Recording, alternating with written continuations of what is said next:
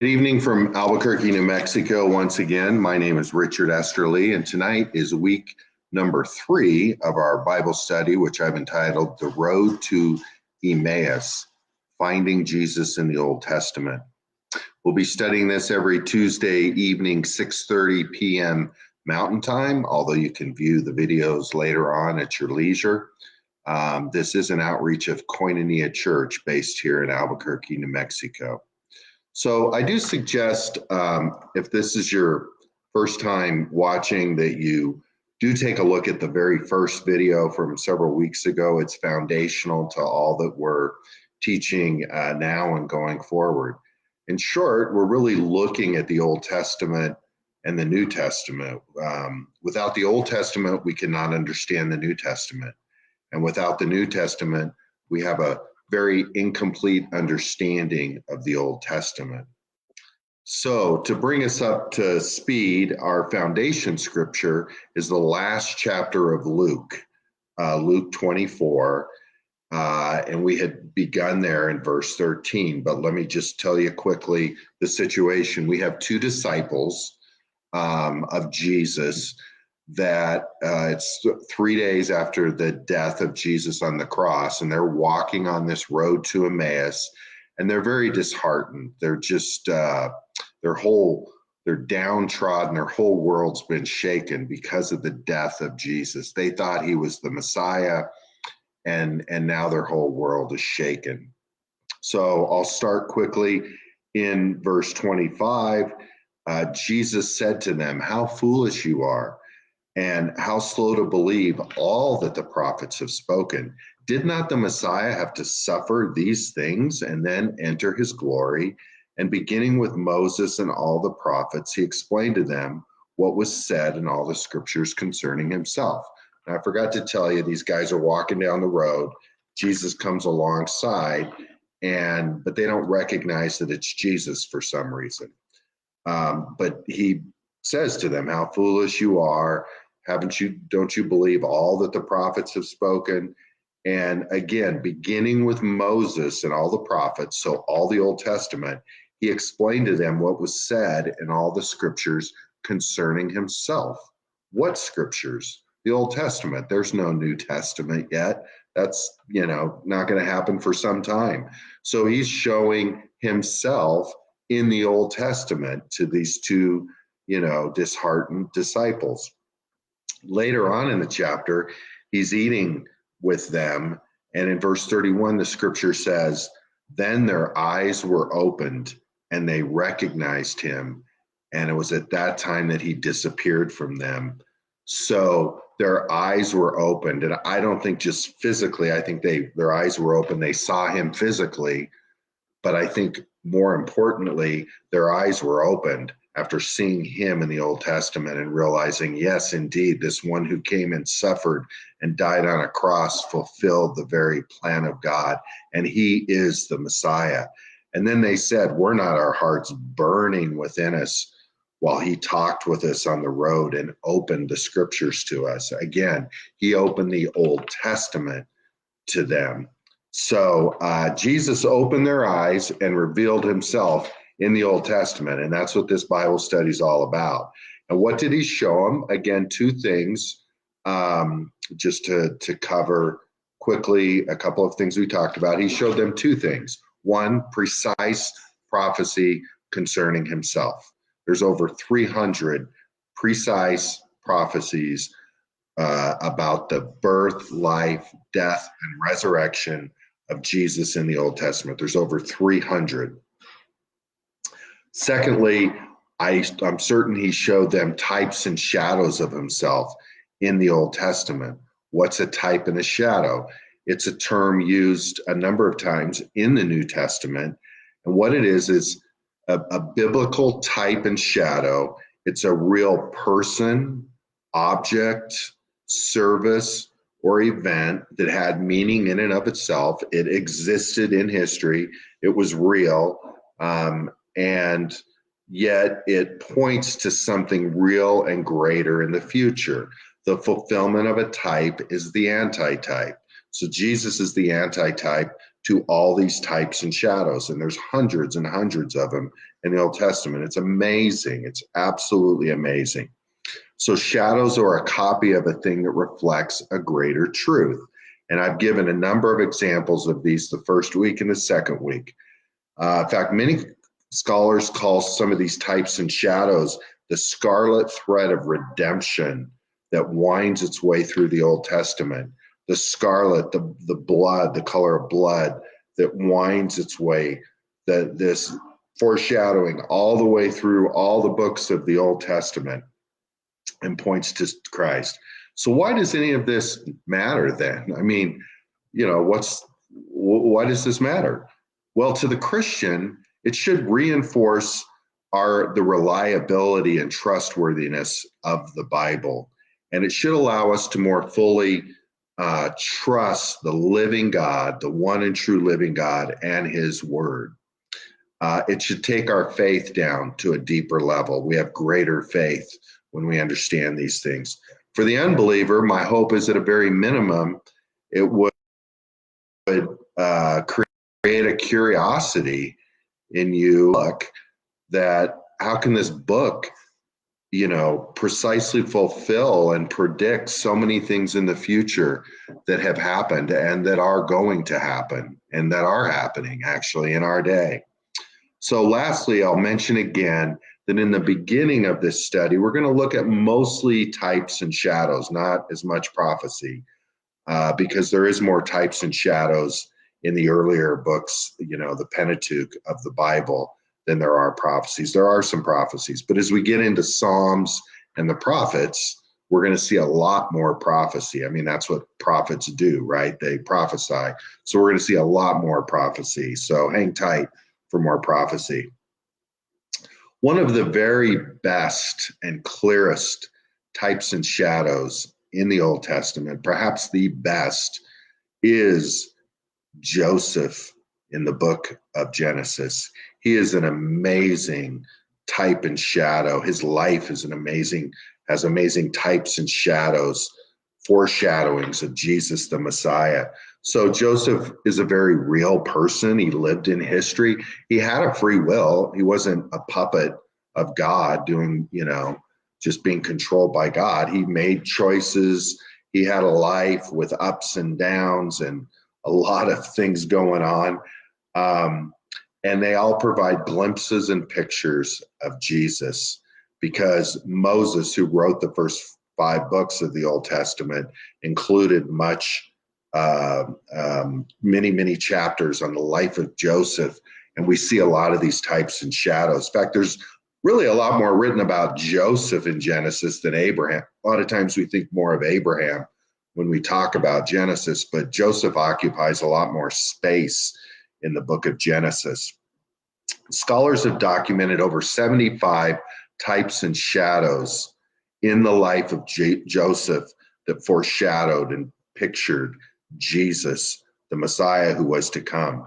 So let's look at some. How is Joseph a type of Christ? Well, first, the first thing I'll say is, there's no mention of Joseph committing sin in Scripture. Now, Joseph was a sinful man. All men and women have fallen short of the glory of God, and we've all sinned. So he did commit sin. But in the in the narrative in the Bible, there's not mention of it. So in that way, he is that in and of itself is a type of Christ. Christ committed no sin. He was without sin. In fact, other than Daniel, there's nothing really negative about Daniel or sin in the life of Daniel, but Daniel was a sinner as well. Joseph's the only one I can think of where there's no sin recorded. And whereas all the other, prominent figures in the Old Testament, the Bible's very transparent. I mean, whether it's Abraham, Moses, David, all the prominent figures, it shows what they did good, and it shows their weaknesses, their sins, their shortcomings, bad decisions. And that's something that lends to the credibility of the Bible, right? The Bible's very forthright. It doesn't build up its heroes and show them as, these great, wonderful heroes. It shows their weakness, their frailty. And again, that leads credence to the Bible. So the only criticism we can really maybe level against Joseph is that he talked a little too much as a teenager about his dreams, and that got him in some trouble, as we'll see. So I encourage you to read the entire story of Joseph in the book of Genesis. I'm going to go through some of this. I'll try to fill in some details, but I really can't tell you the whole story, in this time allotment. So I encourage you to read it if you haven't before. So secondly, Joseph was a shepherd and Jesus was the great shepherd, right? Genesis 37:2 says, these are the generations of Jacob. Joseph, being 17 years old, was feeding the flock with his brethren. So Joseph was a shepherd. Jesus was the great shepherd. He was the great shepherd of people, right? That's what that means. In that same verse, we find that Joseph brought unto his father an evil report of his brothers. So his brothers were doing something evil, something wrong, and Joseph called attention to it to his father. So Joseph opposed and exposed sin or evil, and Jesus did the same while he was on the earth. Joseph was loved greatly by his father. Jesus was loved greatly by his father. Genesis 37:3. Now Israel, so Israel is the same person as Jacob, okay? They're one and the same. His name was originally Jacob when he, was an infant. And Jacob means supplanter, which is often interpreted as someone who seizes, circumvents, or usurps, a manipulator. And that really was what Jacob was for a lot of years. In fact, he stole his brother. His older brother came out of the womb first, his twin brother, but the older brother came out first. And based upon, Judaism and that time, the eldest son, got a lot more inheritance. There were certain advantages. And Jacob actually manipulated, along with the help of his mother, his father, into getting his brother's birthright. Anyhow, later on, Jacob wrestled with God. This was later in his life. He wrestled with an angel of the Lord at night, meaning, there was prayer, and he was kind of in a spiritual battle, if you will. And he prevailed. So God changed his name to Israel. And Israel means one who wrestles with God and is triumphant. So that's where the name Israel comes from. So back to our text, sorry. It says, Israel loved Joseph more than all his children. Because he was the son of his old age, and he made him a coat of many colors. So, that's probably not a good thing in a family, but that's the way it was. He loved Joseph more than his other children, and he gave him this fancy, coat. Jacob loved his son Joseph. Matthew 3:17, a voice from heaven saying, this is my beloved son, in whom I am well pleased. God deeply loves his son Jesus.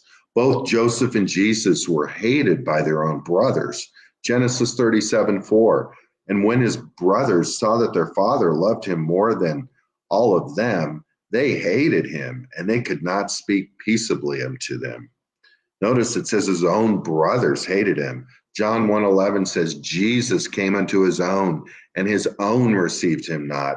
He was rejected by his own brothers for the most part. And so both of them had brothers that hated him. Joseph's own brothers hated his words, and they did not want him to rule over them. The same, of course, was true of Jesus. And this is where we get into the dreams of Joseph. There were two dreams. So again, Joseph's own brothers hated him because of what he said, and they refused that they would ever subject themselves to him, or that he would rule over them. Genesis 37:5 says, now Joseph had a dream, and when he told it to his brothers, they hated him even more. He said to them, "Hear this dream that I have dreamed. Behold, we were binding sheaves in the field, and behold, my sheaf arose and stood upright. And behold, your sheaves gathered around it and bowed down to my sheaf." His brother said to him, "Are you indeed to reign over us? Or are you indeed to rule over us?" So they hated him even more for his dreams and for his words. But, we know later on that's exactly what happened.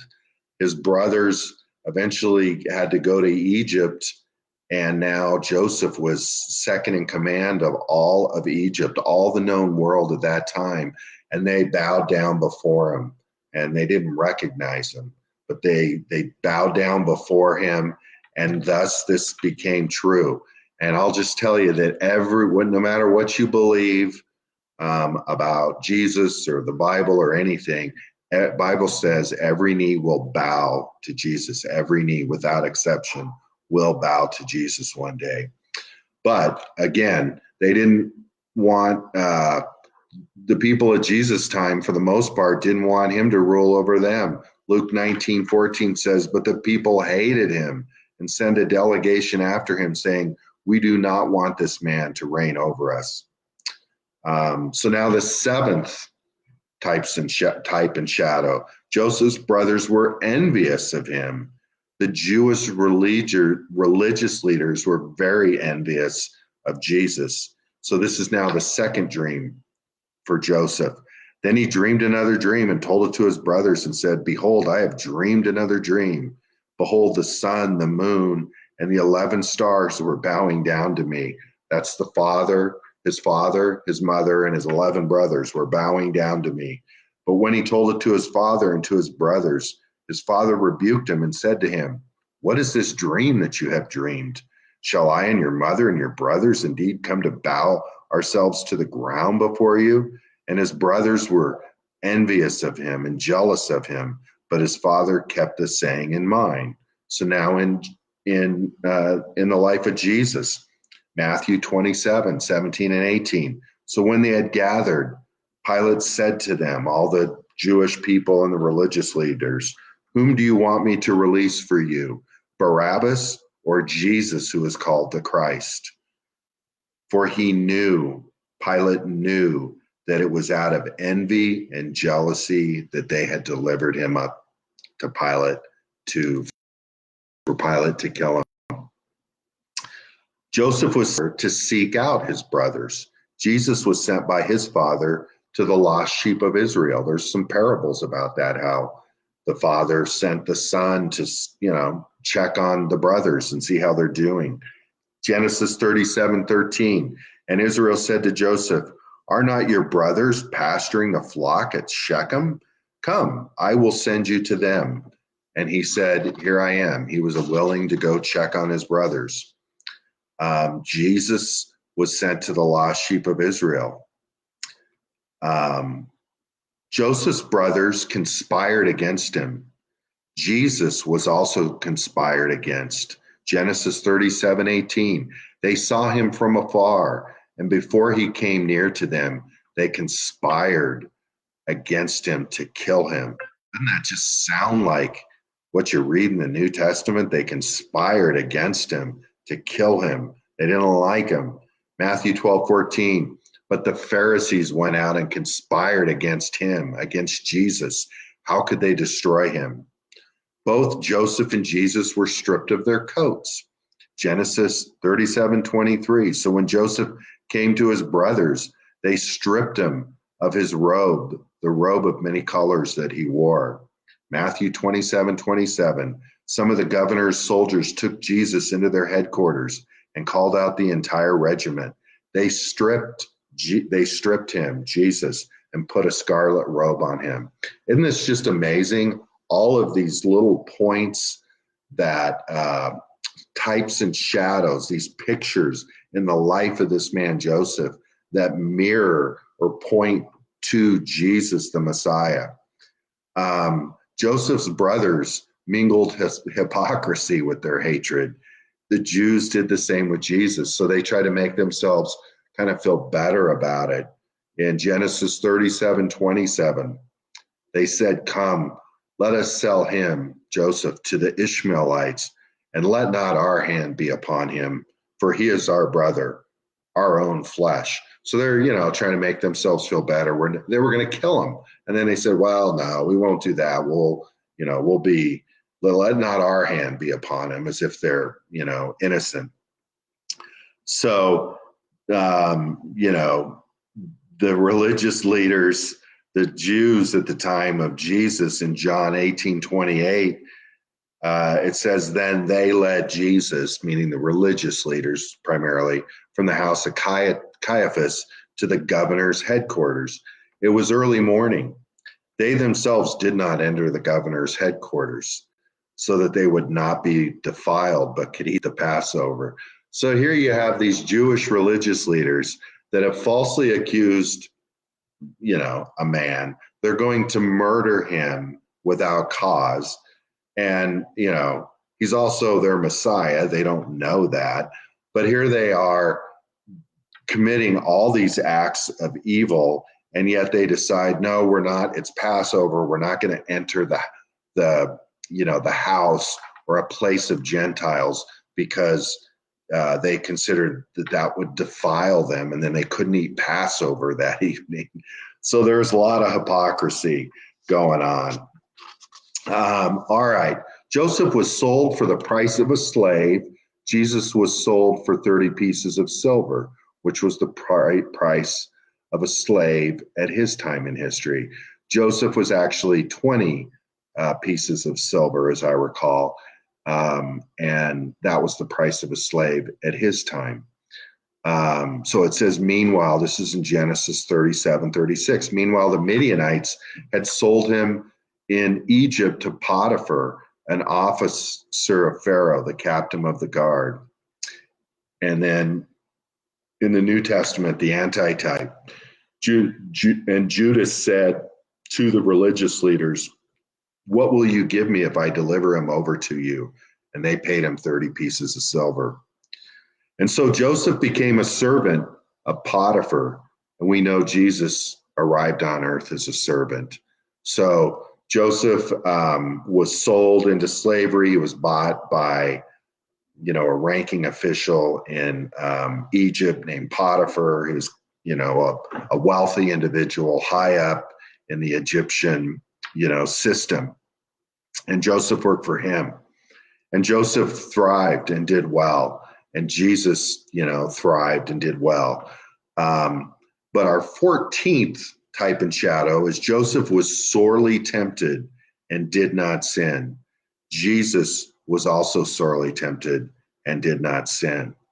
So it says in Genesis, beginning in chapter 39, verse 7, and after a time, his master's wife, this is Potiphar, this is his master's wife, cast her eyes on Joseph, who it said was a very handsome man, and said, "Lie with me."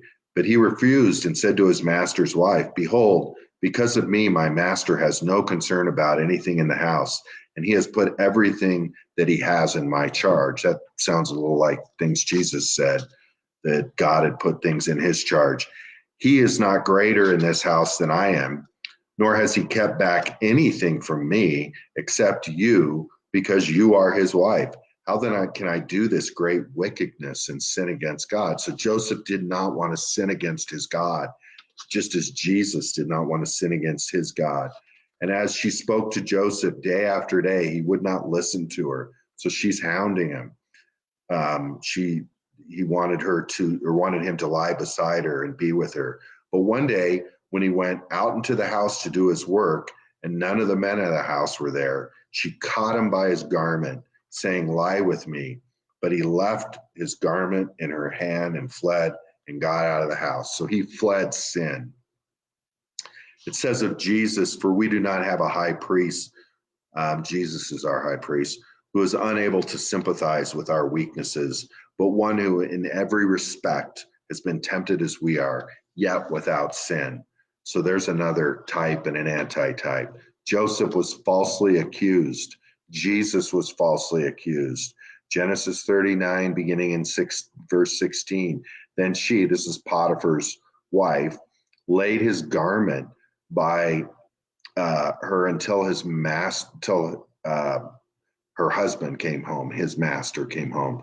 And she told him this story, saying, "The Hebrew servant whom you have brought among us came in to laugh at me. But as soon as I lifted up my voice and cried, he left his garment beside me." So she's kind of blaming the whole thing. She is blaming the thing on him. So she's falsely accusing him. As we know, Jesus was falsely accused, and yet he was put on a cross, even though he was innocent.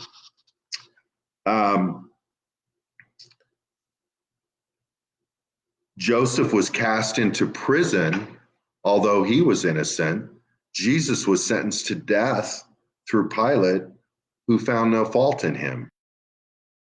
So here we have another type and an antitype. It says, "And Joseph took him and put him into prison, the place where the king's prisoners were confined."